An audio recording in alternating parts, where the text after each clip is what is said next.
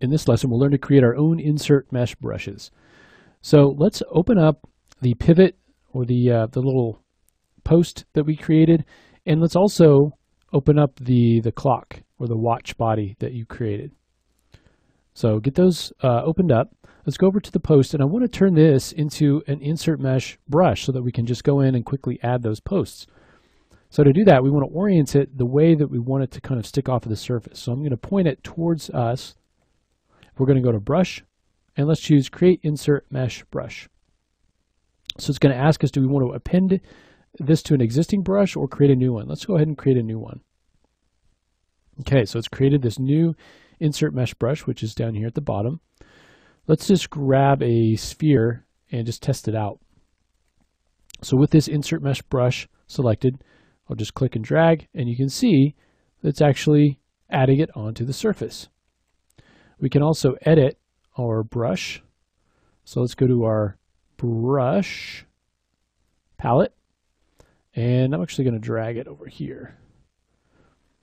And so we have options in here for changing how this works. Let's go into depth, and you can see right now it's sitting sort of on the surface. If we want to push it down into the surface a little more, you can drag this circle, pull it down a little bit, and the next one that we draw out, you can see that it's actually embedded into the surface a little bit more. So, think of this line as the surface here. Okay, and you can see it's kind of sticking out the way that we would want. Okay, so now that we've got this saved out as a brush, let's go over here into our watch, and I want to create the sort of interior piece for this.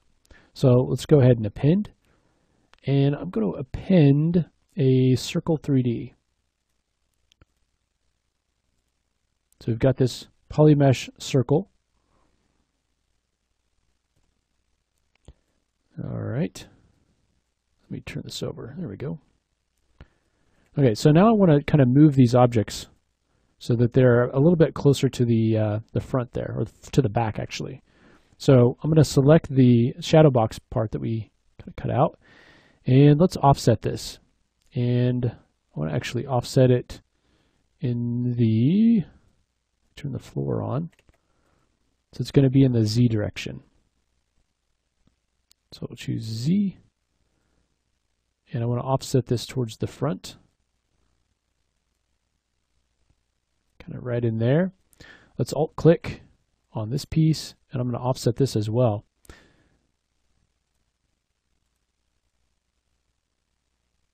So I want it to be sort of right behind there. I'll turn off the floor. Okay, so now what we can do is go in and add those posts. So with that interior part selected, we've got our insert brush. What I want it to look like is, I want it to look like there are a bunch of things missing. So I want some posts just kind of sitting out here, and then I'll also eventually add them when we add our gears as well. So I'm just going to come in and draw out the posts like that.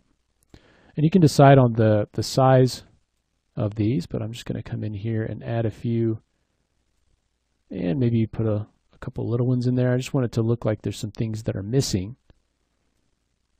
So maybe something like that. Maybe put another one right up here. And so we can very quickly add those pieces that we created. Now right now they exist in the same subtool as the base, and I want to separate them out. So let me just unmask everything. So there's actually an easy way to do this. All these pieces that we've inserted are the same. Okay? And the only thing that's different is that base that we were drawing them onto. So let's go to Split.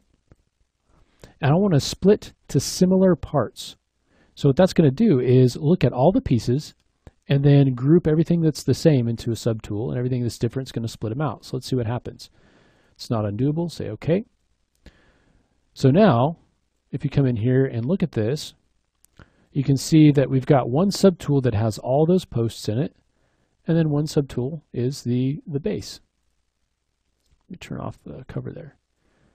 So very easy to go in, add your, insert your meshes, and then split those out just based on split to similar parts.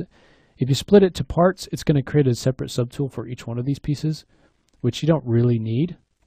So it's good to have that split to similar.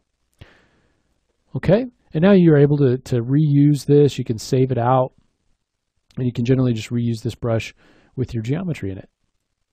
So next, let's look at using insert multi-mesh brushes. So there are some brushes that allow you to use multiple meshes and quickly pick which one you want to actually draw out. So we'll do that next.